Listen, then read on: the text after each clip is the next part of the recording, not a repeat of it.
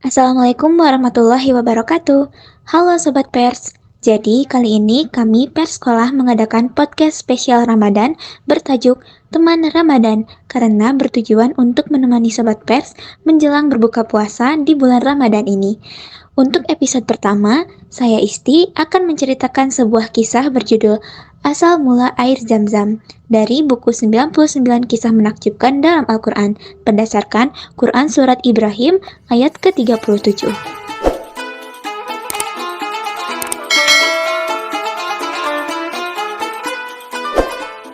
Kalian pasti penasaran kan bagaimana asal mula air Zam-Zam bisa muncul? Jadi, air Zam-Zam bisa muncul berawal dari Nabi Ibrahim alaihissalam yang mendapat wahyu dari Allah Subhanahu wa taala agar mengajak Siti Hajar dan Nabi Ismail putranya yang masih kecil dan masih menyusu untuk pergi ke Mekah. Nabi Ibrahim pun kemudian mengajak Siti Hajar dan Nabi Ismail yang masih bayi pergi ke Mekah. Saat itu, kota Mekah masih belum berpenghuni dan belum banyak sumber mata air. Mereka tiba di sebuah lembah dan tinggal di bawah sebuah pohon kering yang kelak di tempat itu akan berdiri Ka'bah. Setelah sampai di tempat itu, Nabi Ibrahim menyerahkan beberapa butir kurma dan sekantong air untuk mereka. Beliau kemudian meninggalkan Siti Hajar dan Nabi Ismail begitu saja tanpa berkata apa-apa lagi. Siti Hajar tentu saja sangat kaget melihat suaminya meninggalkan mereka begitu saja. Karena tempat itu begitu sepi, tidak terlihat ada satu orang manusia pun.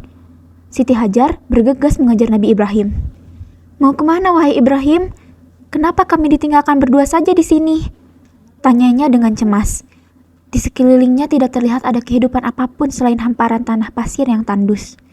Nabi Ibrahim tidak menjawab pertanyaan istrinya. Bahkan menoleh pun tidak. Oleh karena itu, Siti Hajar terus mengikutinya sambil mengulang pertanyaannya berkali-kali. Nabi Ibrahim tetap saja bungkam. Beliau terus berjalan tanpa memedulikan pertanyaan istrinya. "Apakah Allah Subhanahu wa taala yang menyuruhmu meninggalkan kami di sini?" tanya Siti Hajar akhirnya. "Ya," jawab Nabi Ibrahim singkat. "Baiklah kalau begitu. Kami akan tinggal di sini sesuai dengan yang diperintahkan oleh Allah Subhanahu wa taala." Siti Hajar menghentikan langkahnya dan membiarkan Nabi Ibrahim meninggalkannya berdua dengan Ismail. Hatinya merasa lebih tentram karena dia percaya Allah Subhanahu wa taala akan menjamin hidupnya walaupun harus tinggal di tempat yang sunyi dan jauh dari kehidupan manusia lainnya. Di atas bukit yang jauh dari tempat istri dan anaknya ditinggalkan, Nabi Ibrahim menahan rasa sedihnya. Sungguh berat rasanya meninggalkan mereka di tempat yang begitu sepi, tanpa makanan dan minuman yang cukup. Nabi Ibrahim menengadahkan tangannya dan memanjatkan doa kepada Sang Khalik untuk keselamatan dan kemudahan hidup bagi anak dan istrinya. Siti Hajar dan Nabi Ismail hidup dalam kesepian. Mereka hanya menggantungkan hidup dari beberapa butir kurma dan sekantung air yang diberikan Nabi Ibrahim sebelum pergi. Udara gurun yang begitu panas membuat Nabi Ismail yang masih bayi sering merasa kehausan. Sementara itu, persediaan air yang ada pun lambat laun menipis dan kemudian habis. Nabi Ismail menangis karena kehausan.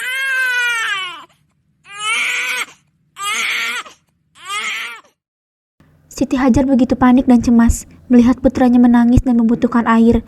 Dia tidak tahu harus kemana mencari air untuk melepaskan rasa dahaga putranya.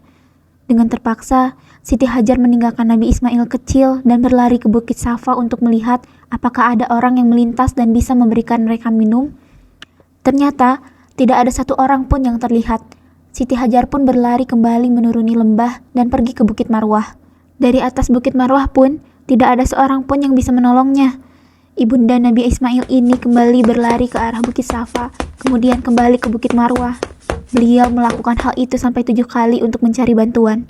Ternyata, tidak ada seorang pun yang bisa menolongnya. Ketika sedang berada di atas Bukit Marwah, Siti Hajar tiba-tiba mendengar suara. Setelah selama tadi berlari ke sana kemari tidak melihat seorang manusia pun, Siti Hajar berpikir bahwa itu suara hatinya saja. Rasa letih mungkin membuat pikirannya kacau. "Diam," kata Siti Hajar pada dirinya sendiri. Tapi suara itu terdengar kembali. Ternyata beliau benar-benar mendengar sebuah suara. Tiba-tiba saja Siti Hajar melihat malaikat Jibril berdiri di dekat Nabi Ismail yang sedang menghentak-hentakan kakinya sambil menangis. Ternyata suara yang didengarnya tadi adalah suara malaikat Jibril yang menunjukkan lokasi adanya air, yaitu di tempat Nabi Ismail menghentakkan kakinya. Tanpa menunggu lama, Siti Hajar langsung menggali tanah di tempat itu sampai akhirnya air pun keluar dengan derasnya. Siti Hajar segera meminumkannya kepada Nabi Ismail. Pada saat itu, malaikat Jibril berkata, "Sesungguhnya Allah Subhanahu wa Ta'ala tidak akan menelantarkan hambanya, dan sesungguhnya disinilah Ka'bah akan didirikan oleh anak ini bersama ayahnya nanti." Air yang memancar dari dalam tanah itu terus mengalir. Siti Hajar berusaha menampungnya dengan meletakkan batu-batu di sekeliling mata air tersebut. Akan tetapi, air terus mengalir sehingga Siti Hajar meneriakkan kata Zam-Zam. Dipercayai bahwa kata Zam-Zam itu berasal dari ungkapan Zom-Zom yang artinya berhenti mengalir, karena pada saat itu Siti Hajar sedang mencoba menampung air yang terus mengalir keluar. Saat ini, salah satu rukun haji bagi jamaah haji yang sedang melaksanakan ibadah haji adalah sa'i, yaitu berlari-lari kecil atau jalan cepat antara Bukit Safa dan Bukit Marwah. Sa'i ini bertujuan untuk mengingat peristiwa saat Siti Hajar mencari air bagi Nabi Ismail dan dirinya. Sementara itu, Rasulullah Shallallahu Alaihi Wasallam pernah bersabda tentang air Zam-Zam. Sebaik-baik air di muka bumi adalah air Zam-Zam.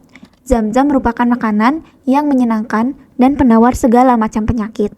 Nah, Sobat Pers, itu merupakan cerita dari asal mula air Zam-Zam bisa muncul. Sampai jumpa di episode kedua di hari esok. Bye-bye Sobat Pers. Wassalamualaikum warahmatullahi wabarakatuh.